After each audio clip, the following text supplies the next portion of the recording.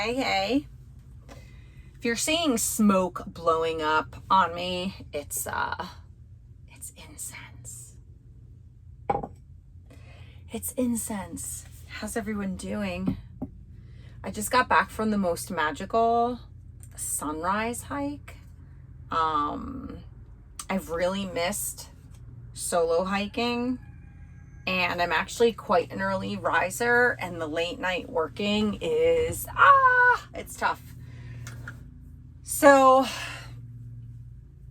I really forced myself out of bed this morning, and I'm the better for it because I just feel the best that I've felt in a hot minute. Yeah, it was really magical. It's a wilderness area out off the Blue Ridge Parkway, and I went a different route that I'd never done before, and I was like, I'm gonna miss the sunrise, and I captured awesome pictures and a nice little video, so I was happy about that. It's interesting because it's interesting that women are finding me misogynistic and feel like I'm blaming women, and that I'm making it appear as if it's all up to women on how to fix the broken dynamic between men and women, and it's up to women to teach men how to be better men for us, or communicate better, or be more present. I'm just trying to think of the things that men have been accused of. And I was listening to a comedian. I cannot remember her name. And again, sometimes like my life is so busy that I'm like, I should write this down. I'm going to forget. And I forgot her name. But I will try to find her and upload it. And she was giving advice on relationships. And it was really funny because she said, take it from a woman who's been divorced 3 times. She's had 3 marriages. Women want to talk about everything. And women can jump from subject to subject. I understand now, at my age, and talking to so many men about relationships. And again, I'm focusing on heterosexual dynamics because that's my orientation. I cannot speak confidently about being, a gay man in a relationship or being a lesbian in a relationship. So I can see how that's very irritating for a man who is known to have more of a logical brain, the problem solver. Like if we're looking at our ancient DNA coding of men being the providers and the protectors, keeping their women and children safe, being the problem solvers. And the ancient DNA coding for women was the emotional container for the family, the nurturer, providing nourishment, compassion, empathy. But back in that time, one was really not pitted against the other, because I said this in another video, women were led counsel. Even men sought after women's wisdom because that's what we were known for. That sixth sense, that intuition was elevated. There was a place for that until there wasn't. So we can get into all the hubbub of that. But I really want to stress that there is an undeniable differentiation between the male and the female brain. And there was a scientist, and I believe it was a TED Talk. Again, I've lost sight of this man. I used to watch this video repeatedly years ago when I started diving deep into why I was attracting the same type of relationships, why I was bumping up against the same challenges, understanding that I'm the common denominator. What do I need to shift within myself Because as much as we don't want to admit this, it takes two. I am not talking about abusive relationships. I'm not talking about narcissistic abuse. I've been intertwined with that. There was nothing different I could have done or said to change the outcome of anything, because it's very difficult to deal with a narcissist. And somebody that is an abuser does not see that it's them. Like an alcoholic does not see that they're an alcoholic. These very specific diseases of what a regular medical doctor or scientist would say of the brain, but it's really a soul sickness. I mean, most people's souls are very sick these days.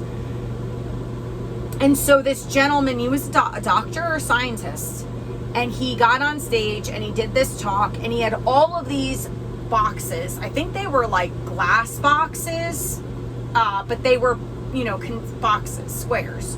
And they were on these podiums in all different sizes, and he was talking about how men can compartmentalize. Like, I put this here, and I put this here, and these are my friends, and this is my wife, and this is my family, and this is my job, and this is my bills, and they can do that.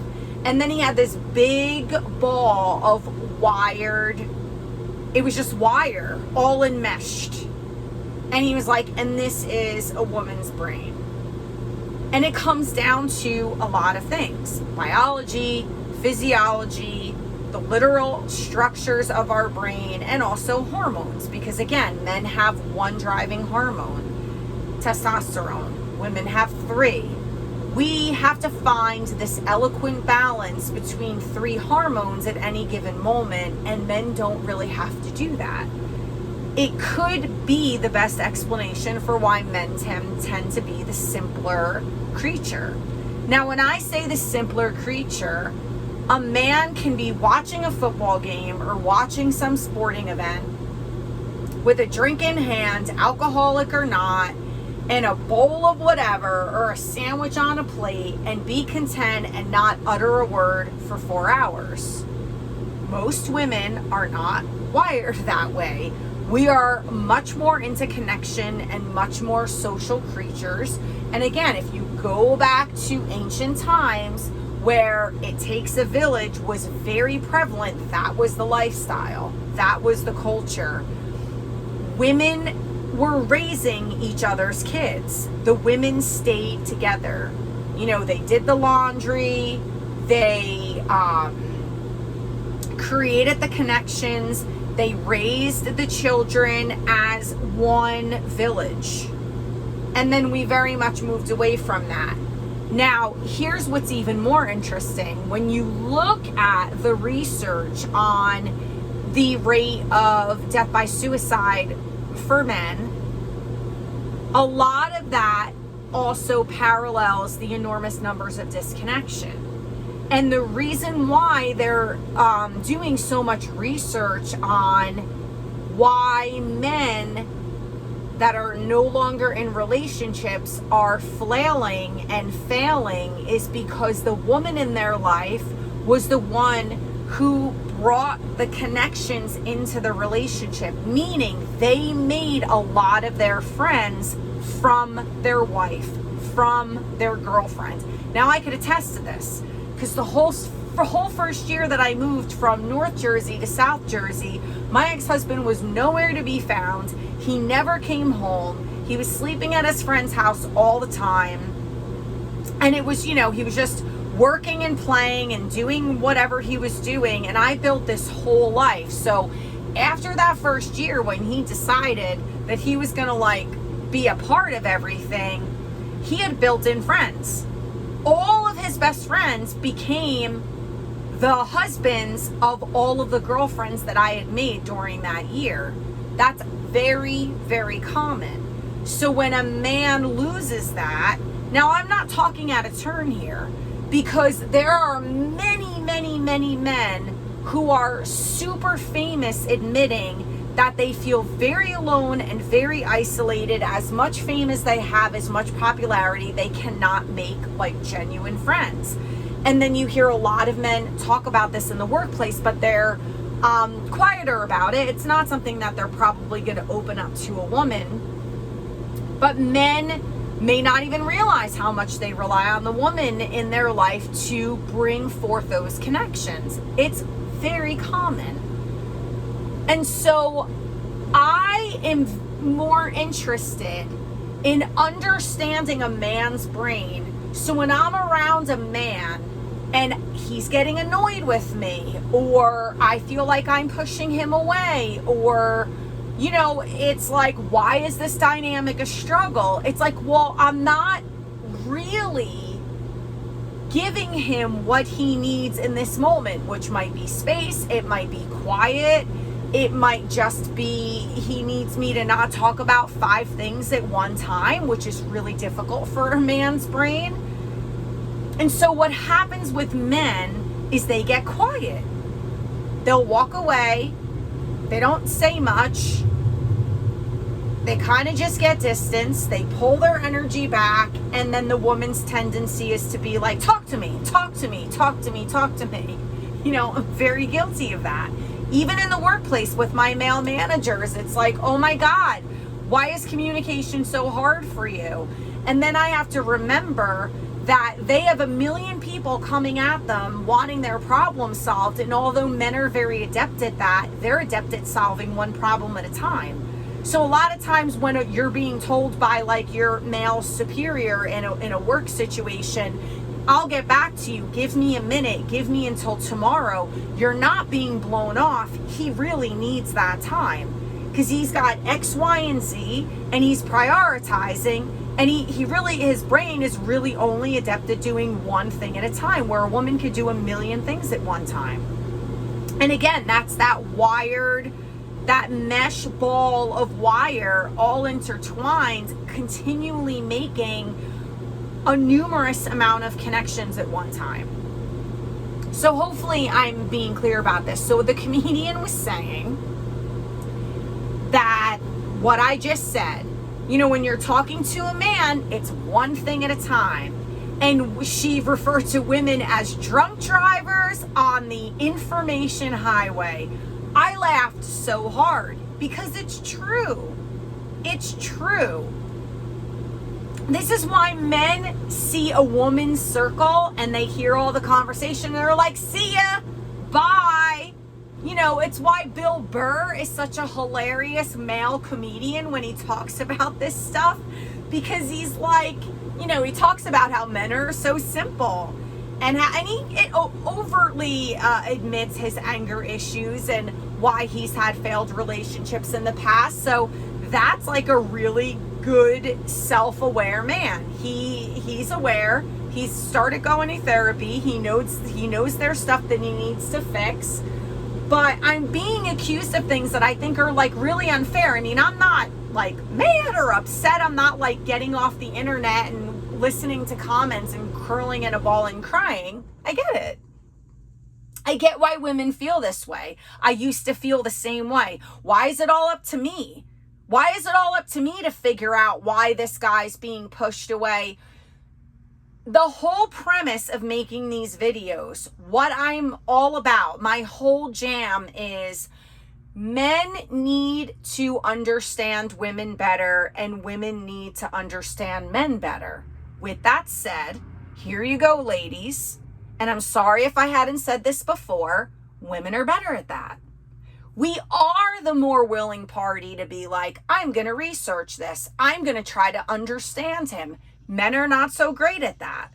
I've mentioned this before. Teal Swan, who I love, the most grounded spiritual woman. Most of what she talks about is based on relational psychology, and she's a rock star at it. And she said that the biggest problem with men is they know more about the inner workings of the vehicle they're driving, their car, than they do the woman. And if they put that much time, attention, and presence into their relationships and the woman they're with, they wouldn't have half the problems that they have in the relationship. Men need to take an interest in this. Just throwing up your hands and walking away and mumbling under your breath is not helpful. Now, I do think there's been a consciousness shift, and I do see some of the younger generations really working hard at that or taking more interest, wanting to understand a woman better. But then there's the whole mass confusion of what's happening with the postmodern feminist movement, and these men being like, I don't know if I should hold a door open, and I'm going to shrink myself to keep pulling her up by her bootstraps because women have been oppressed for so long. And I think men are being conditioned in a way that I'm not sure is very healthy. Women very much, I'm going to take a sip of this, sorry. Women very much appreciate a man realizing how oppressed women have been. We have the highest rates of domestic violence. We have the highest rates of interpersonal violence. We have the highest rates of sexual assault. Men, you do not walk out of a parking lot and go, oh, I'm parked all the way over there and it's really dark all the way over there. I have to be careful. Women are always watching their backs. I had a self-defense guy. He was a martial art guy and he taught self-defense classes, and he's like, I used to wear, now I wear what I call a fun bun, but I used to wear a very specific ponytail. And he's like, that's the number one way that a predator will get you. They grab you by the ponytail and they grab you down. Stop wearing ponytails when you're out alone, because he knew that I was pretty independent and that I was doing a lot of things by myself. Like, I don't know, I was always that kid when I got my license that was like, I'm going here, I'm going there, and whether it was with a friend or not, I was going and doing it. So, not to say that they can't pull you down by the fun bun, but it's not as tight. That's not secured as tight on top of my head as a ponytail, and the ponytail's longer. So they don't even have to go all the way on top. They can get even midway and, pull you down and whatever. So, men, you don't have to worry about stuff like that. You don't have to think about stuff like that. So there are certain things where men have it easier. And there are certain ways where women have it easier. Any woman watching this, if you cannot admit that you haven't played the damsel in distress card, that you haven't emotionally manipulated a man to get your way, that you haven't cried, that's a form of emotional manipulation to get your way. Do you know how many women I know are like, I got pulled over by the cops, I just started crying and he let me go? There are many women out there who use their body to get their way. And I'm not talking about getting naked, taking off their clothes, but just using their sexuality. I'm not judging any of it. Not at all. But I'm saying men really they're not going to cry in front of a police officer and not get a ticket. It's not going to work. They're not going to wear, short shorts and get away with certain things. It doesn't work for them. It doesn't work for them. And if you don't think that men wear short shorts, as a hiker, even this morning, there are guys that wear really, really short shorts hiking. So yes, men can show off their legs, and I love a man with beautiful muscular legs. That's a beautiful thing to look at. There were some very good looking guys out on the trail today wearing very short hiking shorts with nice muscular legs. So that was another pleasant aspect of my hike. Now, that's a whole nother video that I could do, because women act like when men are like, oh, she's got nice legs, or women act like they don't notice these things about men. Let me tell you something. I am a woman. These are breasts. I'm a woman. I have sat in women's circles. I've had a lot of women friends. Women talk in more detail about their experiences with men than men do. I know this because I've had conversations with men. They're like, we really don't talk like that. But I've gotten blow by blow from some women I know of XYZ. We are primed to look at the outer shell.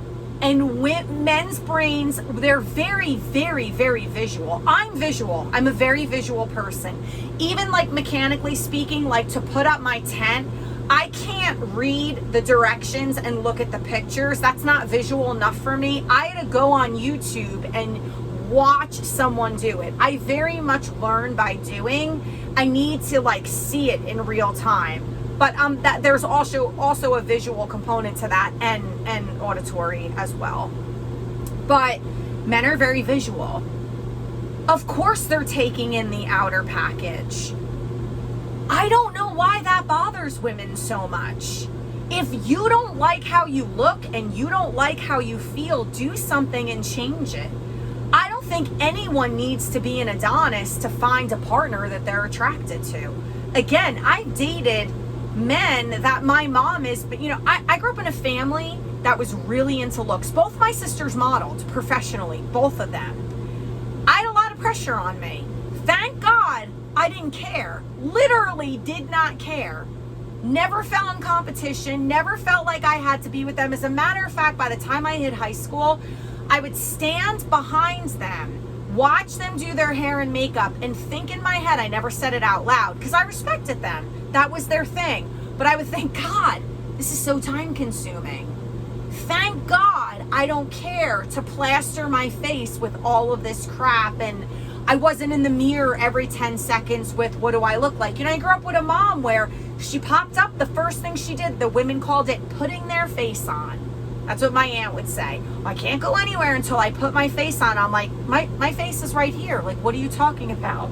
So my mom would put on her makeup. She was a Lancome lady. Remember that, ladies? Lancome. She was a Lancome lady. And she would put rollers in her hair, smoking her cigarette, drinking her coffee, getting ready for nothing. She had no plans. She wasn't going anywhere. So I never envied it, but I respected it. But I grew up in a family where looks mattered. And I was very much the black sheep of the family. And I hated it. And I resented it. And I would get mad. And I would get into arguments with a lot of people in the interior dynamic of my family and the exterior dynamic. It was always like, oh, you have such a beautiful family. Oh my God, your parents brought, and I hated that. It's like, why is that the only thing you talk about? So I got really good grades and I did really good in school because I wanted people to be like, she's really intelligent. I was so sick of the outer shell bullshit. I hated it. But as I got older, and I'm talking, it took me into my 40s, the reality is that people notice what you look like, period. They do. They notice what you look like. And if you're a more attractive person, you're probably going to have a bit of an easier life. More things are going to be thrown your way. Yep, you will have an easier time attracting a partner. You will probably get hired at more jobs, especially when you're forward facing. That's how it goes. That's the world we live in. It's superficial. I don't like it, but that's the reality. So better to sink into that and figure it out and work around it. I don't love it, but that's what we live in. We live in a very superficial society, surface level, and the outer container means a lot to most people. Not to me, to most people. And I had to accept that. Now, how I navigate around those waters to live my life in alignment and with integrity, which we don't all always do, nor do I, because we're not perfect, we're fallible. And we fumble a lot. It's part of being human. It's the human experience. But the way around that is I surround myself with people who are not superficial. I surround myself with people who are more heart-centered. We can dive deep. Our conversations are not surface level. It's not small talk. We're talking about real world shit, things that matter. And how can we become better people, and mindset and personal development and growth, and like how to be a better parent, and how to connect more with earth. And even my outdoor adventure friends, you're out on those trails for hours. There's only so much you could talk about, like, so what's your favorite color? What do you like to eat? What do you like to do for fun? And then all the skeletons come out of the closet by hour 3. And I love that. I live for that. Good. People tell me all their dark, dirty stuff out on the trails. And I'm honored that they trust me enough to do that. But we do live in a superficial world. I am not against women. Here's what I'm annoyed at. Women, ladies, you can be for men and for women. Oh my God. It's not mutually exclusive. You can be for both sexes. I am for women and I am for men. And I used to be one of those women that was not for men. And it's still out there and it's pervasive and it's not helpful. So you feeling like women like me are misogynist because I'm doing my best to raise men up and coexist in a really healthy way. And the only way to do that is to stop making men women. Like we want them to be hairy women. Stop. We can't. That's not how it works. Men need to be men and they need to learn how to be healthy men. And telling them that they're toxic and bashing them for all of their faults and foibles, just because it's been done to women for so long doesn't mean that now the tides are going to turn and the pendulum's going to swing so far the other way that we're just going to do that to them. It wasn't helpful to us. It's not helpful to them. Not all men are good. Not all women are good. But there are a lot of really good women out there and there are a lot of really stellar men out there. There really are. See, I used to think there wasn't. I lived in this dark hole where all men were horrible and evil because all I ever knew were bad men. From, sexual abuse as a kid and, boyfriends that were abusive and abuse in my household from some of the men and some of the things that I saw in the abusive relationships on the outskirts of my internal family system. Uncles, being not very kind and nice to their own children and own wives. And then, my marriage was not the greatest, but I'm not there anymore. And I think that is what I want to focus on. Instead of bashing me and calling me a misogynist, what is going on in your world that you can't get past the fact that not all men are bad? And we can't keep taking these scenarios and extracting one little piece of it to make the man a villain. That's all I'm saying. Because there's really terrible women out there too. And we're seeing the rise of domestic violence increase greatly, where women are the predators and men are the prey. Again, I know the numbers. I lived in that world as a mental health professional for a really long time. I know it's mostly women on the receiving end of that. But I think we've got to stop thinking in such black and white terms. Sometimes that's very helpful, but not in situations like this. We have to bridge the gap and find our way back together. There are way too many men who are so viscerally angry with women right now and vice versa. And I'm simply just trying to be a part of the solution. I'm not going to always say things that everybody's going to agree with. I'm going to trigger people and I'm going to rock the boat. I don't think that's a bad thing. Because that's how we bring things out into the open, right? And it's how problems get solved. Because when you have all these skeletons in the closet, nothing gets done, nothing gets accomplished.